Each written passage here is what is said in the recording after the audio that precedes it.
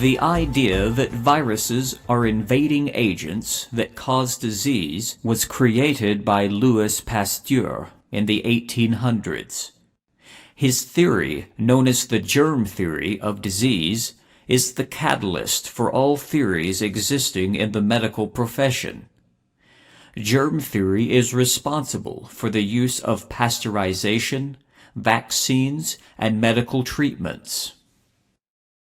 At the same time that Louis Pasteur was developing his germ theory, there was another French scientist by the name of Antoine Béchamp. Béchamp came up with his own theory of disease and documented and proved it in his book, The Third Element of Blood. His theory was radically different. It was called the terrain theory. The terrain theory proposes that all living microorganisms and viruses originate within the body, not from without. He discovered the processes of fermentation, and he observed that bacteria and viruses are pleomorphic, mutating based upon the terrain which they reside. This is the exact opposite of what Louis Pasteur proposed, which states that viruses occur in nature by themselves and create disease. This, as I will explain, is impossible.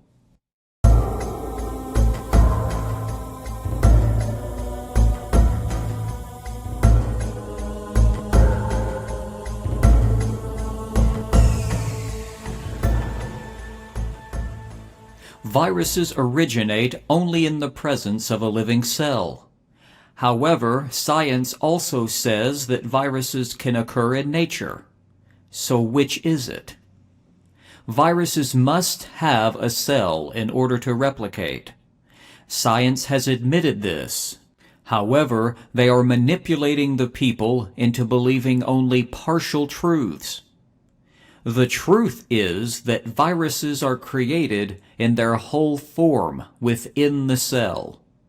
They do not come from outside the body. They come from within the body. Viruses occur in the body as a result of systemic toxicity, not because the body has been invaded by an external threat. This is the big lie that the medical profession relies upon to justify the use of vaccines and dangerous medications. Without the false germ theory to rely upon and the contagious myth that is so brainwashed into people, the medical profession would have nothing to stand on and would topple like a house of cards.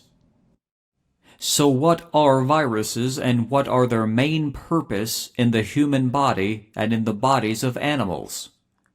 Viruses dissolve toxic matter when tissue is too toxic for living microbes to feed upon without being poisoned to death.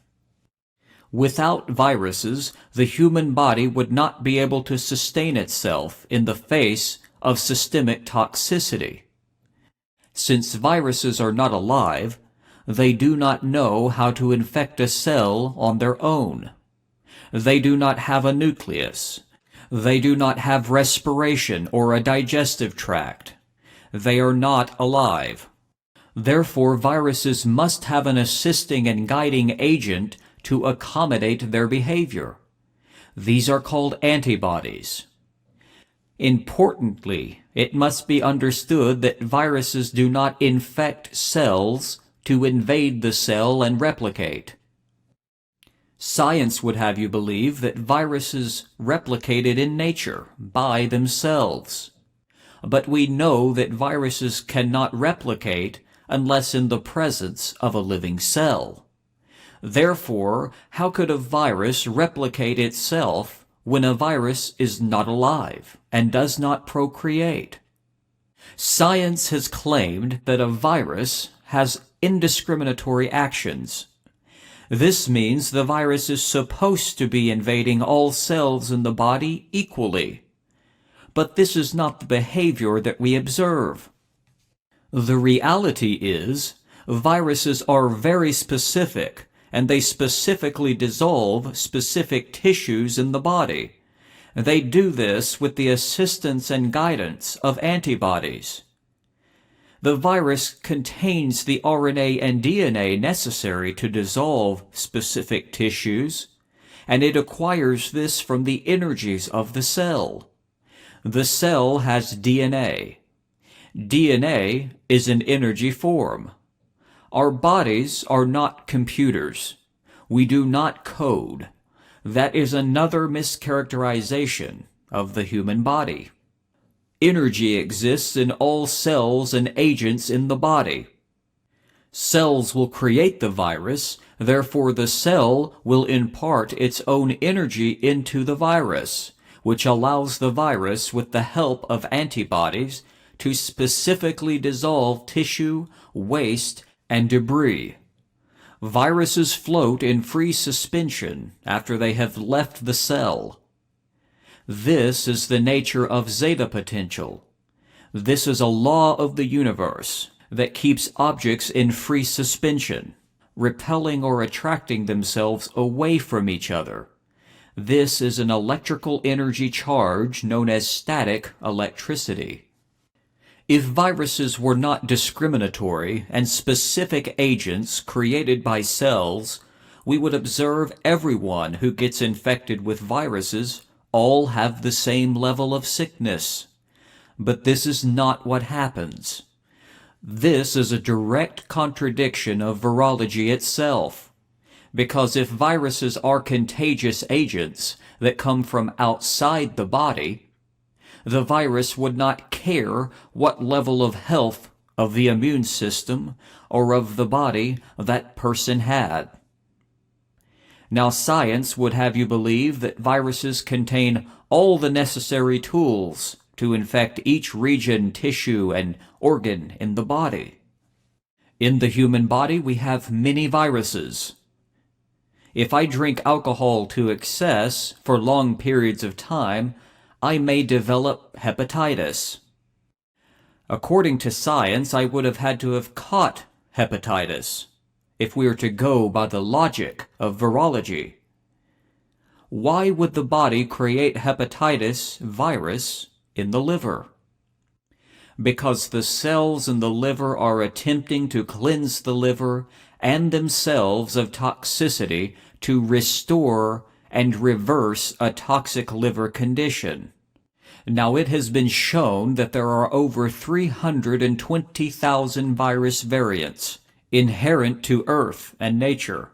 Thousands of those exist within the human body, and they exist in the form of a blueprint. The blueprint exists in the genome. Now, the genome will direct the cells of the body what type of protein to manufacture.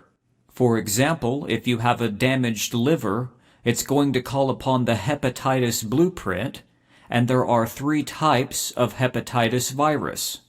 The cells in the liver will therefore manufacture what they deem necessary. Depending upon the liver toxicity, you may need hepatitis A. You may need hepatitis B or C. It depends on the level of toxicity. Each virus is more or less the same in this regard. They all cleanse the liver and dissolve degenerated tissue. The level of symptoms that you will experience depends on the level of toxicity. When you have a high amount of toxicity, it will require you to have more viral activity. Thus, the breakdown of viruses means that you are going to experience a higher level of symptoms. You're going to feel more sick. Now, the reason that people experience symptoms with viruses and bacteria is because when these break down the degenerated tissue and waste, the body must eliminate what they break down. So how does the body do that? The body will eliminate 90% of toxins through the skin, and the rest through the bowels, the mouth, and the mucous membranes. This means coughing, sneezing. The skin, we have all manner of skin rashes and eruptions. White blood cells assist this behavior. Let's look at acne for an example.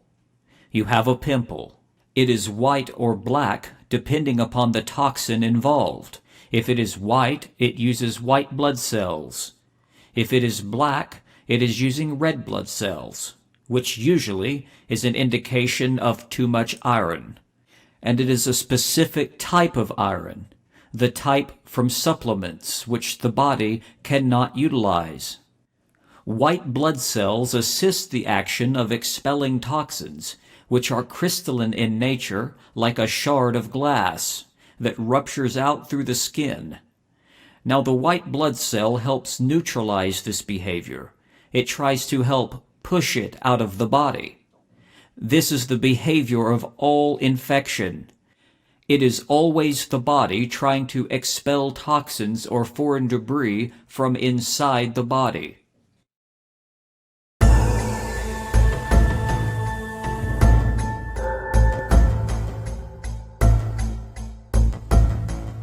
Viral infection is necessary in order so that the body may reverse its toxic condition. But in people that have a suppressed immune system, their body cannot deal rationally with large amounts of virus breaking down toxic waste products, and therefore they may become sick and die. But this is rare. More likely, 99% of the people who have viral activity will overcome it. That is the function of the body. The body knows very well what to do. It is smart and has innate abilities. We should nurture and learn to love the body. When someone dies due to viral or bacterial infection, it is almost always because of medical treatment. The medical industry seeks an enemy so that it can justify the use of dangerous medical procedures and treatments. Erecting a wall between you and your body will result in the fear of your body and those around you. That is the primary purpose of the contagious myth. Brainwashing people into believing that they may catch a disease from someone around them allows the medical profession to keep people in fear. When people are in fear, they are easily controlled and manipulated. The people ask for a solution, and they provide it to them, not knowing that they have now enslaved themselves to their very own mind and body. When the mind becomes internally focused on its own problems, the focus is no longer on the surroundings of that person, but is focused internally on his own problems. When the body is unhealthy, this focus will magnify greatly. When a population is too concerned with their own ailments, they will have no concern for the exterior problems. Those in power take the opportunity to exploit this nature of man, slowly taking the rights away from the individual. They know how the human mind works, and they exploit it to their favor.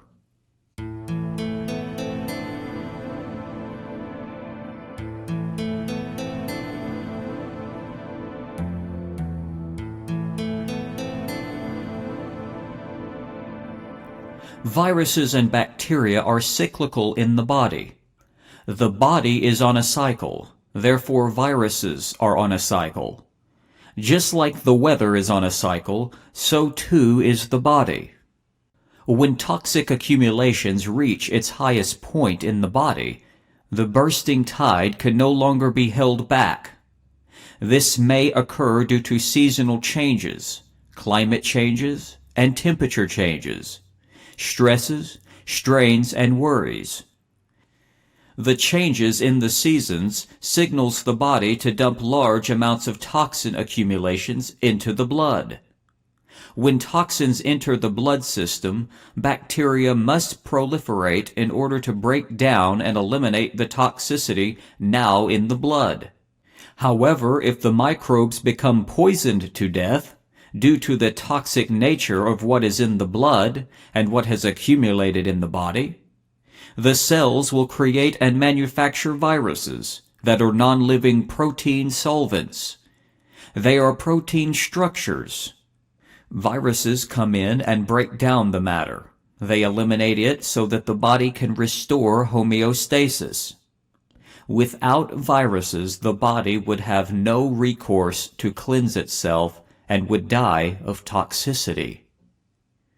The nature of viruses must be understood. Viruses are not alive. Viruses are not contagious, and I will explain why. Viruses cannot be transmitted between people. Viruses originating outside the host cell cannot infect another host. The virus will not have the necessary RNA or DNA to infect other cells. Cells will not be infected by foreign debris, and that is exactly how a foreign virus is treated by the body. Because the body cannot recognize the virus, since it does not have the key or time to its activity. As a result, the virus is treated as foreign debris. When you inject animal viral tissues, the body does not recognize it, because it did not originate within the cells of your own body. Likewise, if a virus is transmitted through the air somehow, the virus will not be recognized in this way either. We also have the functions of the mucous membrane. When mucus is observed under a microscope, it exhibits a weave pattern. This weave pattern helps filter out foreign debris. If I was somehow able to manufacture viruses in a lab by the trillions, enough to be able to spray it on a large population, this would still not spark the virus that I intended to create in the victim. However, if you are breathing this mist in, it is a foreign contamination, which the body must break down. In those cases, if it is toxic enough, the body will manufacture a respiratory virus. This is in order to break down the toxicity and eliminate it. If we look to China as an example, we can see that the air pollution there is so toxic that people have to wear masks in order to protect themselves. You can imagine, after breathing this in for an extended period of time, you are going to develop a respiratory illness.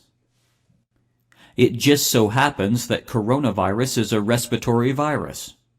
Coronaviruses have been around forever.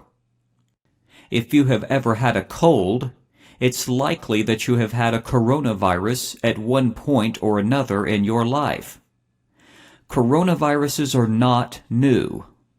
However, the media has hyped it up and tried to convince the mass ignorant sheeple that it is new and dangerous. If we look to Italy as an example, we can see that Italy has one of the highest pollution rates in all of Europe.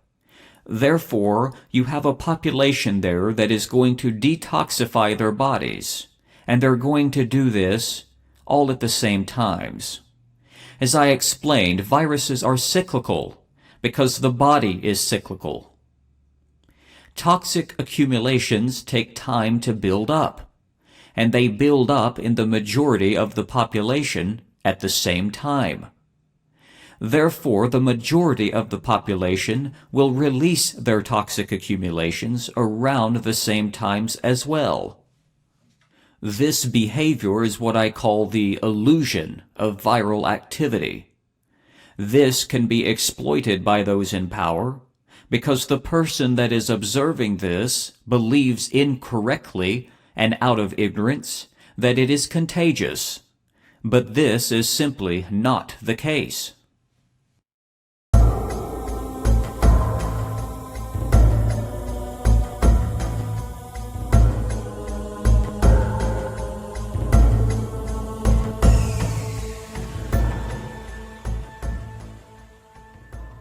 The study of viruses is flawed by nature. In order for them to be observed in laboratories, viruses must be cauterized and taken and dried. This is called irradiation. This also takes the moisture content out of the virus. This is an attenuation process that kills the virus. However, as stated, a virus is not alive.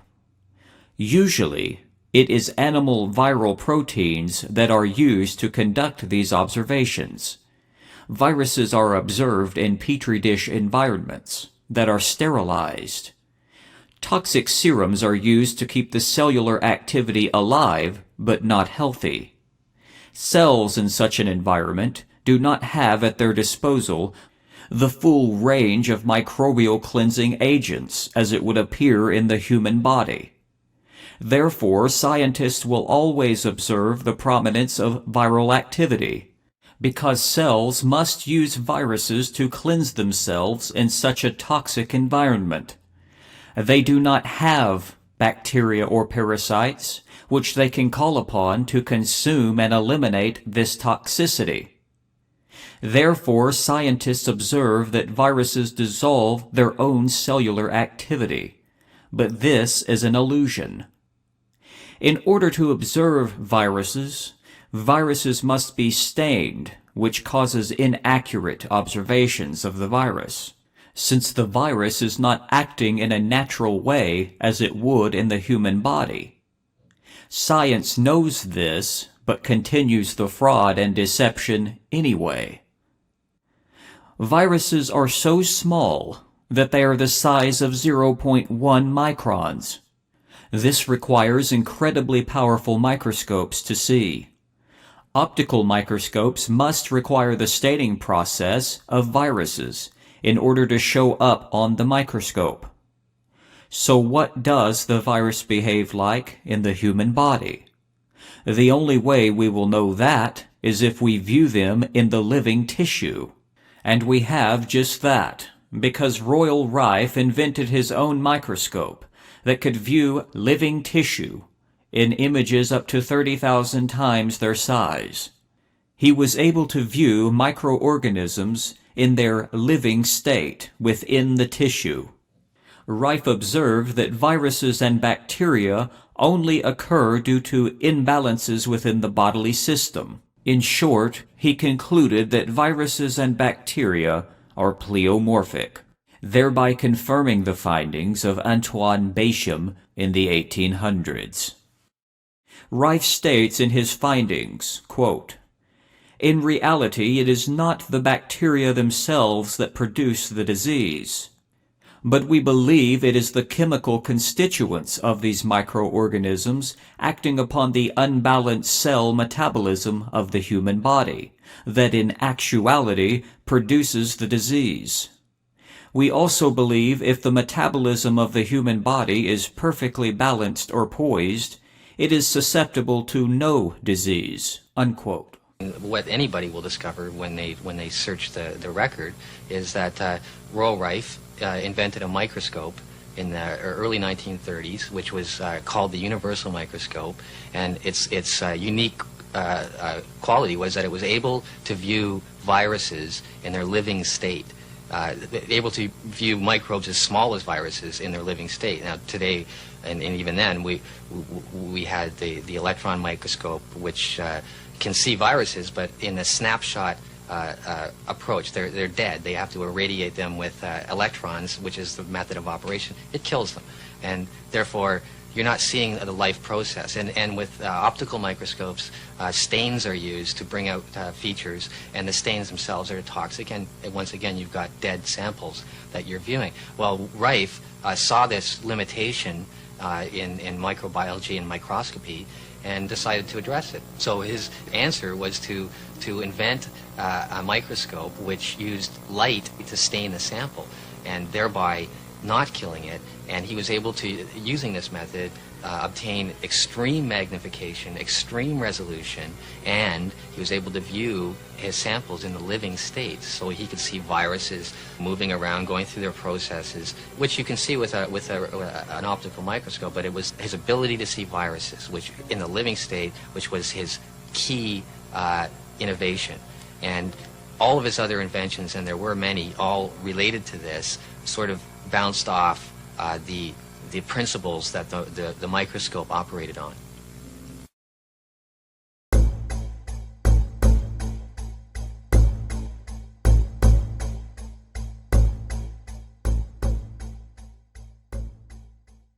Viruses cannot cross species for a number of reasons.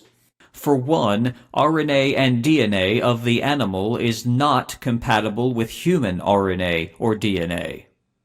According to science, they claim that animal viruses can be transmitted to humans.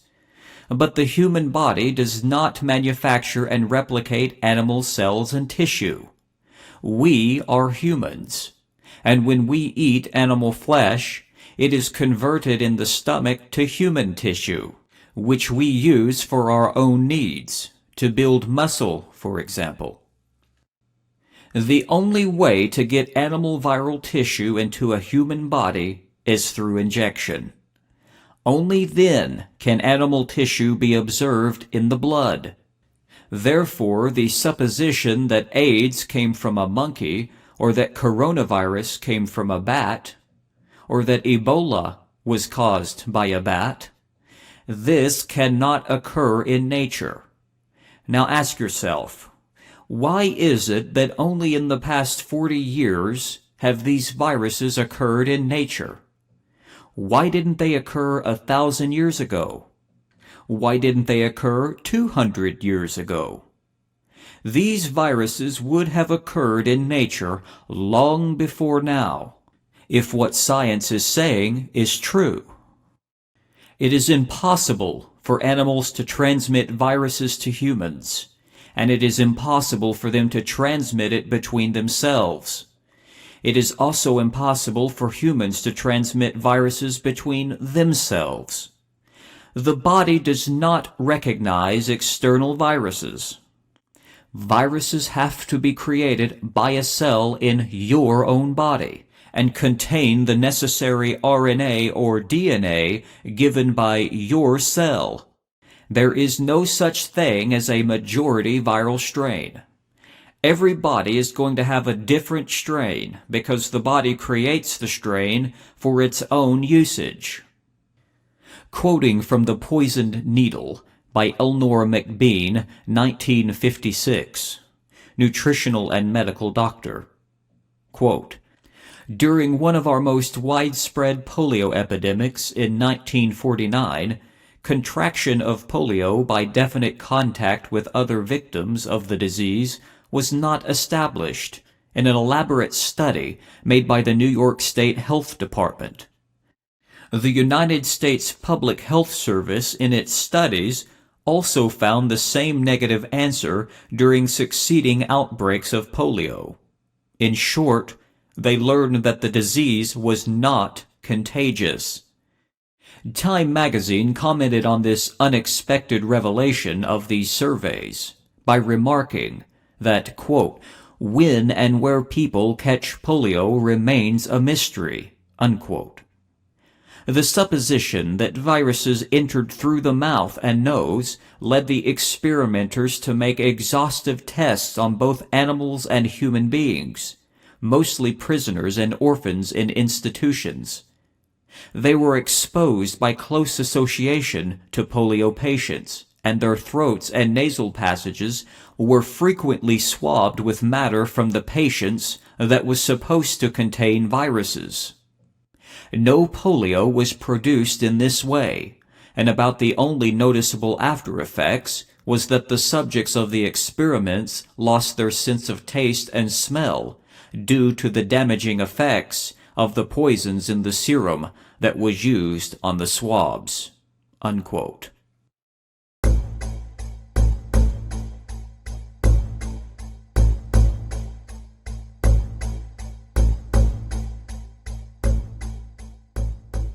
Viruses only function within a human host or in petri dish environments, where they can be kept in flux.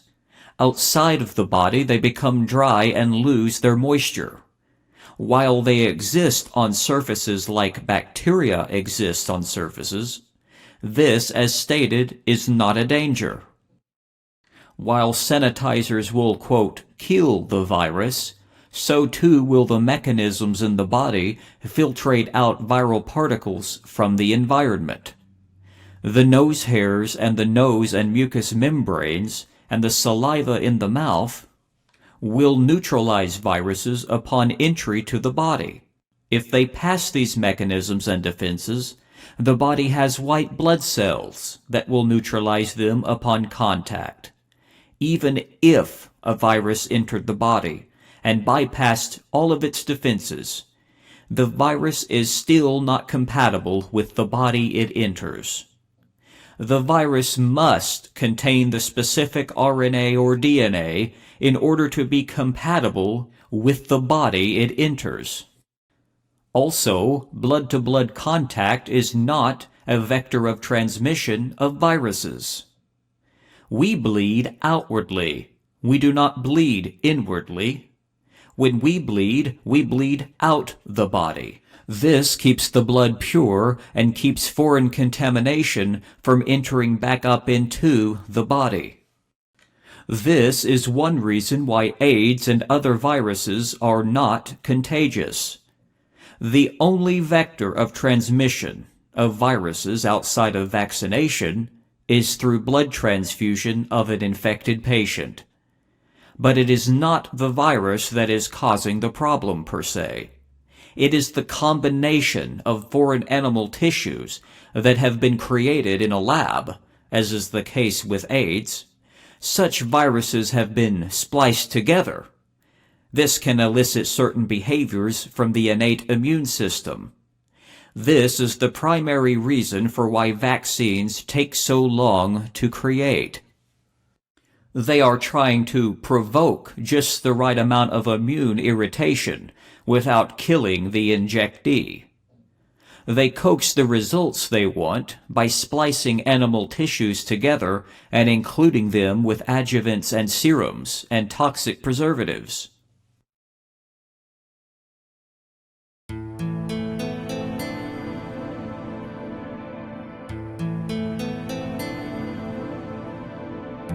Coronavirus is a type of severe acute respiratory syndrome.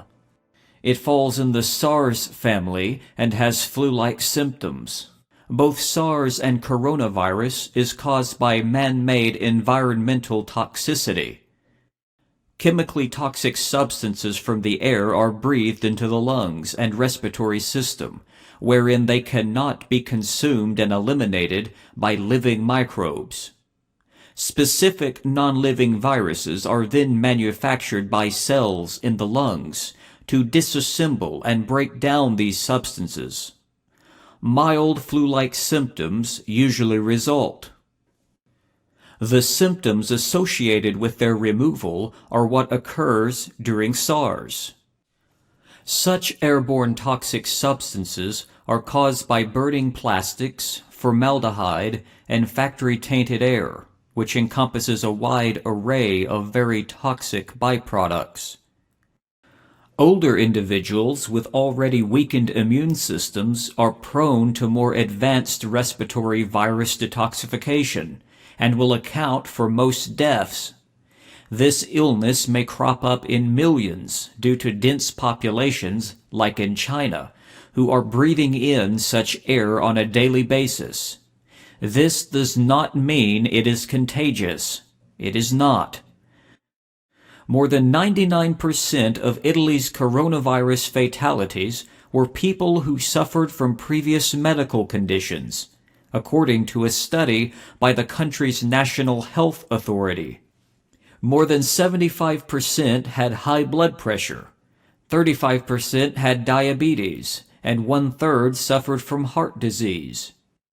Symptoms may be higher in one individual because they require more viral activity to occur to cleanse toxicity.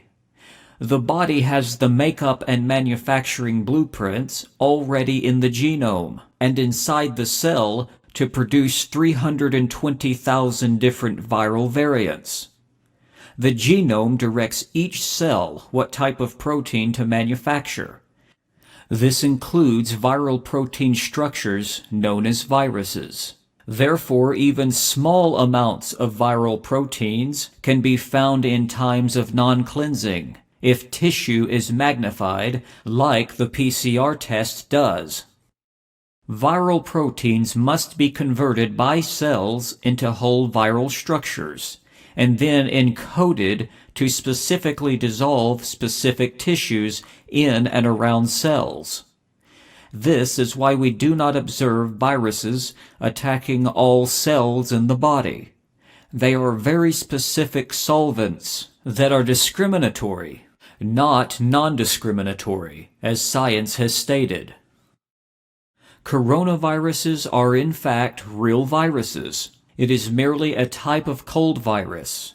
Not only can they mask the cases by claiming it is COVID-19, it could be any COVID strain and be able to be claimed as COVID-19, because there is literally no difference between COVID-19 and other COVID strains.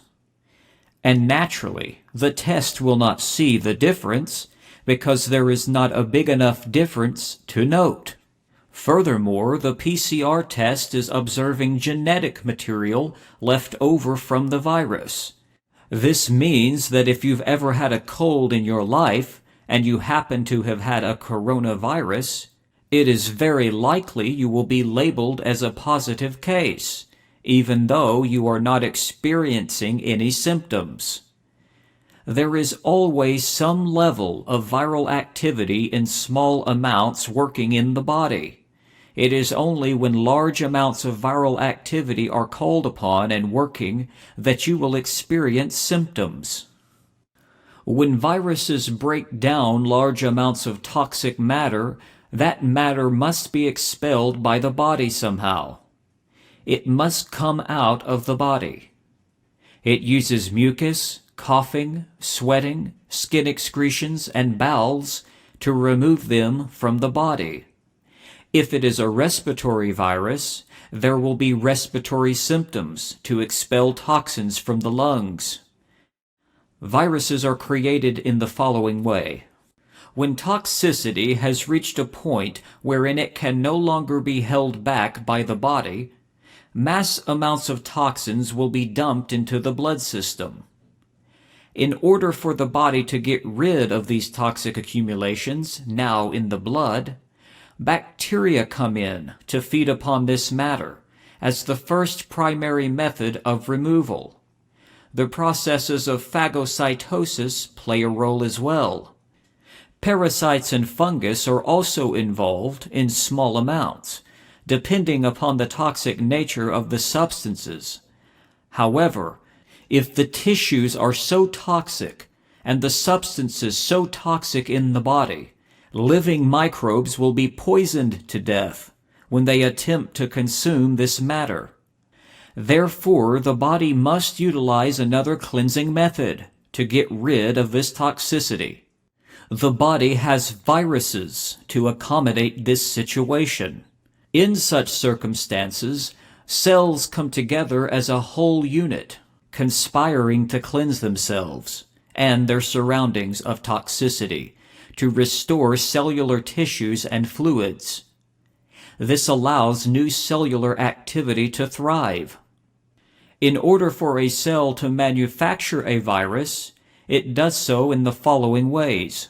First, the cell will call upon the viral protein already existing in the cell.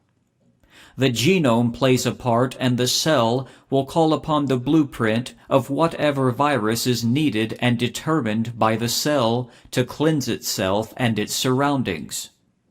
The viral protein is called into the nucleus, wherein the virus is structured into its whole form. Before, all that existed was viral protein particles. Now, the whole structure of the virus has been manufactured and assembled in the nucleus. It leaves the nucleus where it is housed within the cell. The virus will obtain its RNA or DNA by the cell. Since the cell contains DNA, that means the virus being manufactured by the cell will also impart its DNA to the virus.